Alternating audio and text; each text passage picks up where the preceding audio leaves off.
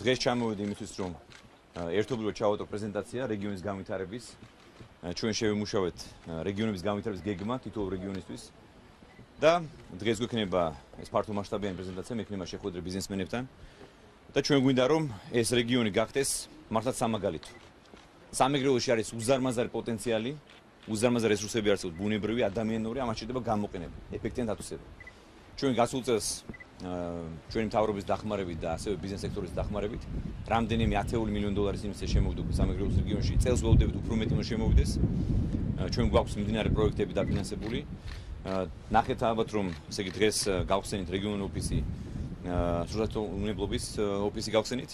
ასევე დღეს ვიყავი ახალი საწარმო გაიხსნა ტყილის გადამუშავების ახალგაზრდა მეწარმეები არიან, რომლებმაც მიიღეს დაფინანსება სახელმწიფოსგან $700 ოდენობით.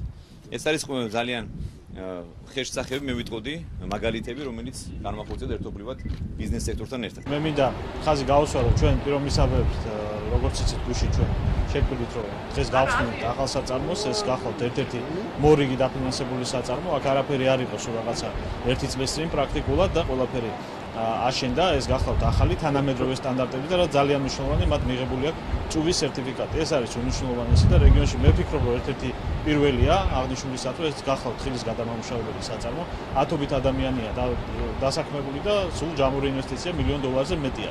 ძალიან მნიშვნელოვანია რეგიონებში ჩვენი სამმართველოების სერვისების განვითარება, რადგან ახლოს მივიდავთ მოსახლეობასთან, ფერმერებთან ის სერვისები და ის რეგულაციები და ის ნორმები, რაც მათ უნდა დააკმაყოფილონ და დაიცვან სტანდარტების შესაბამისად.